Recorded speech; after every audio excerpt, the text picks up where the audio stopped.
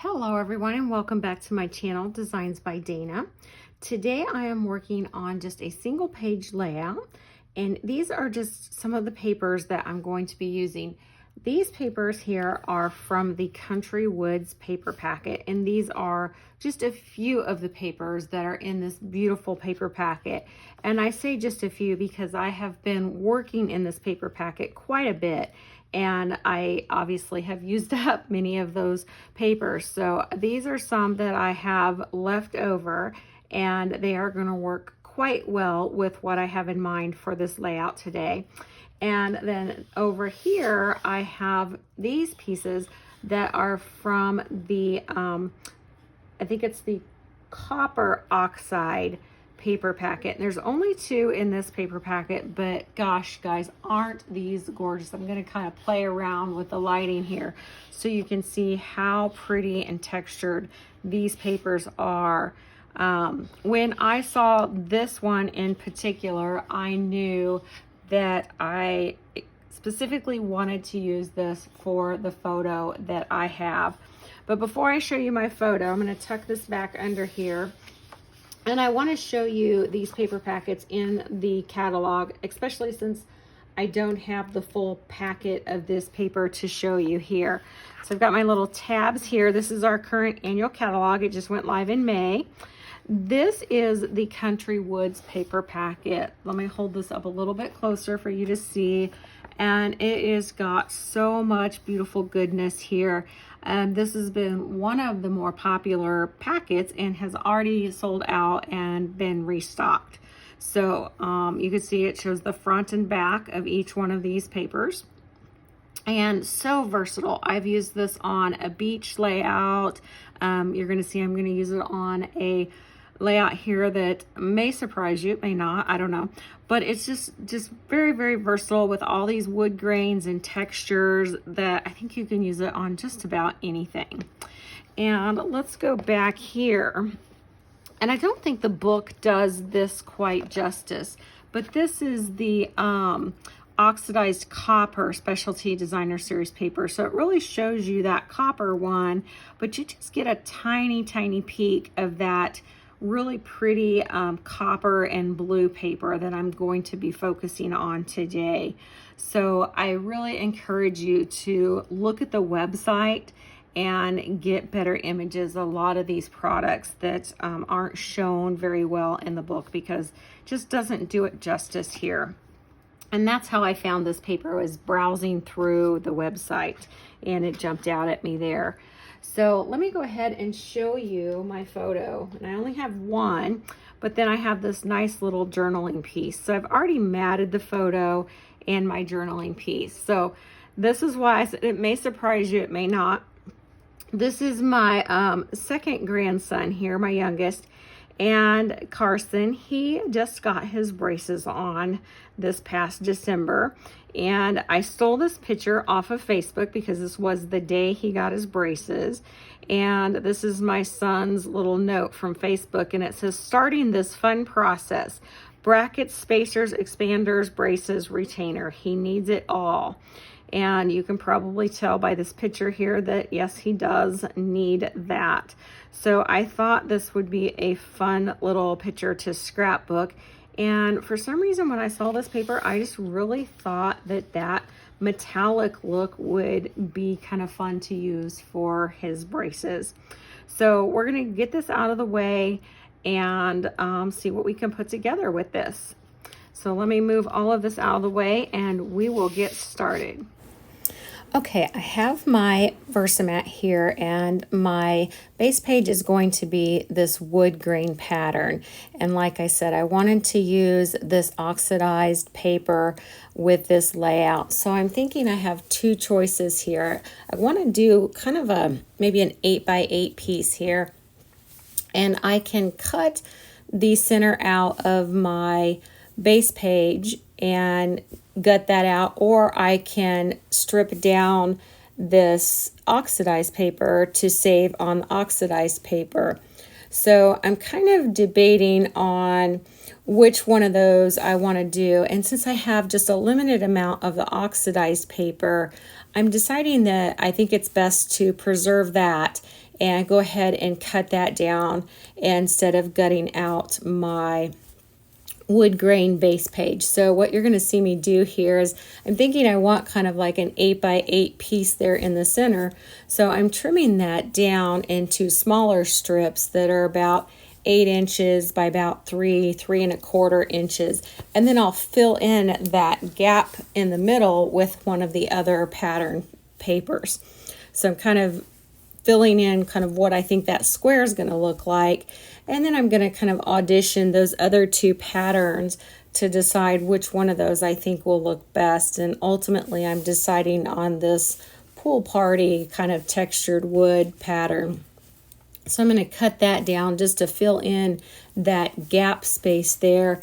And I think I'm going to cut it at about 10.5, 11 inches here. And that will just make it look like a full continuous piece of paper, although it's not. And I've saved a little bit on that oxidized paper. And I already had that perfect vision of how I wanted the photo and my little journaling piece to look from the very beginning of this layout. So I really kind of set on where I want those pieces to be. So this layout's going to be pretty simplistic in the design.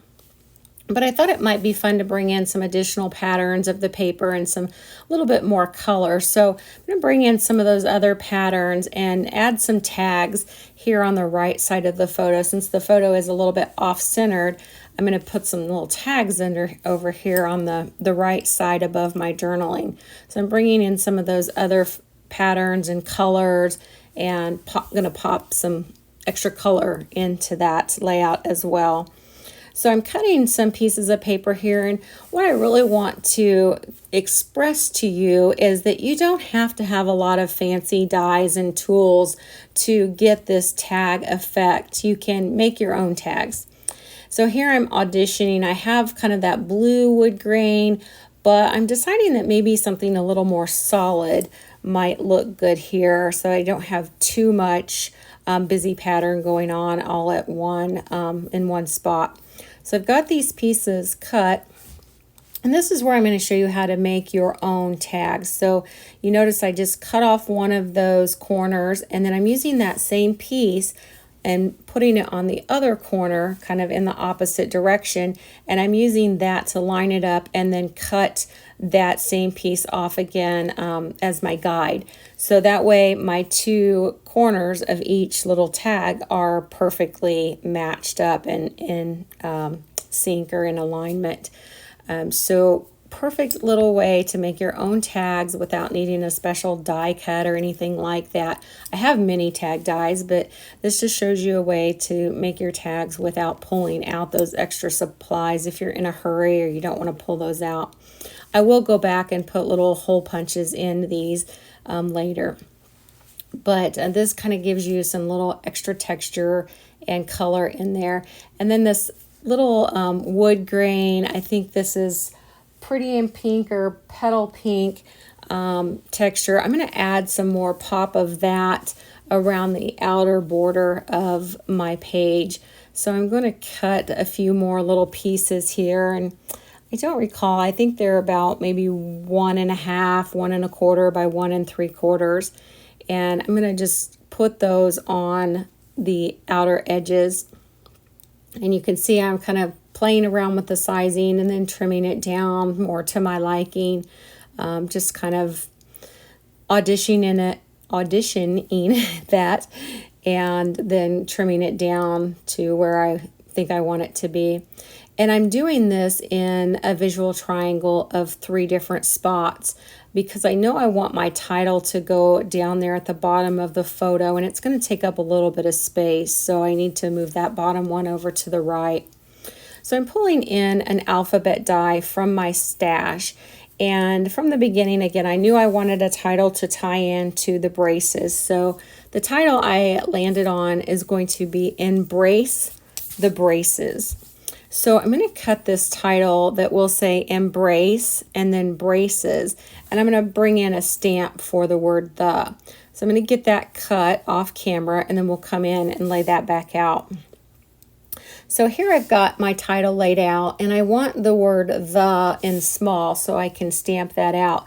I really like to mix and match my elements of titles. So if I'm doing die cuts or Cricut cuts or stamping, to use different fonts or different textures and dimensions on my titles. So I'm showing you here that I'm pulling in a stamp from my stash called Here's for the Memories. And I found a really nice sized word, the, but it's combined with a different title, and I'm doing what I call stamp surgery. And I'm just cutting out that word the, and it fits perfectly with my title. But I'm not quite sure that I love this title, so I'm going to think about that a little bit more and move on to some more embellishing. So I have another stamp from my stash here, and it's called Here and There. And I love all these arrows. This stamp for me is an evergreen stamp because I think I can use it forever. And it has dies to go with it. So I've got some fun ones on here that say today and remember and true story, brave. So I'm going to cut a bunch of those out and then come back to my title. So I kind of thought about that for a while, and I actually think I left it overnight. So tell me in the comments, do you guys ever do that and struggle over your title or your layout and have to walk away from it and then come back to it later and decide if you're happy with it or if you need to make some modifications or changes? Sometimes I really just need to take a break and come back to it. So here I'm just gluing down my title.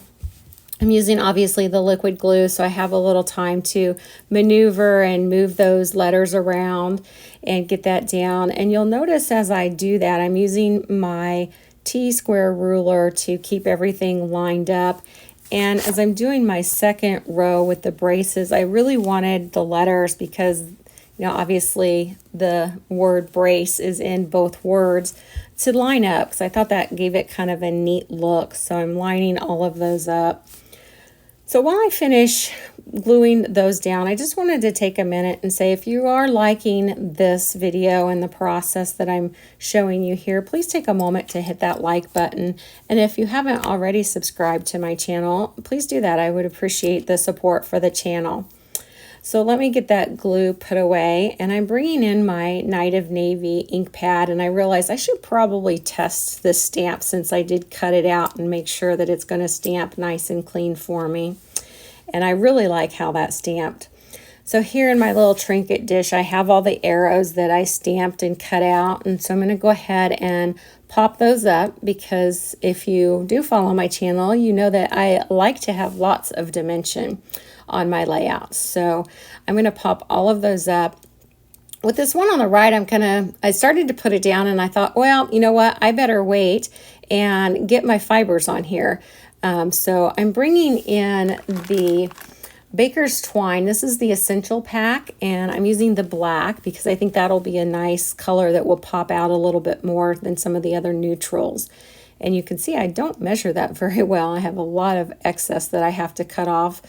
And I cut my holes a little small on those tags, so I need to use my tweezers to kind of help feed that twine through, but it works out perfect because then my holes aren't too big.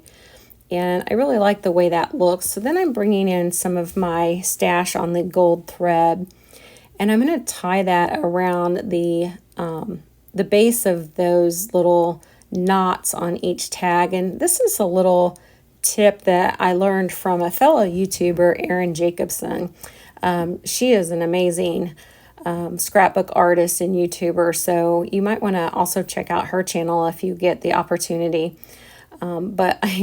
This twine is so thin and delicate that I kind of struggle with getting my little knots tied, so I kind of play around with that for a moment. But I finally get them all tied and snipped off. And that kind of wraps everything up. So I'm going to put that down. But then I realize I have some more embellishments that I can put on here. And these are the metallic adhesive back gems. So I'm using my new pick tool, and it's still new to me. So you can see I'm struggling around with it a little bit. I didn't realize there would be such a learning curve with this. And my putty kind of got smashed down. So you can see I'm cutting some of that off and then extending it out a little bit, and I get a little bit better with it, but I still think there's a bit of a learning curve. But that's going to wrap everything up for this one. Okay, so just as I thought I had everything completed on here, I decided that I had this black over here in my thread, and I should probably add a little bit more black to balance this out.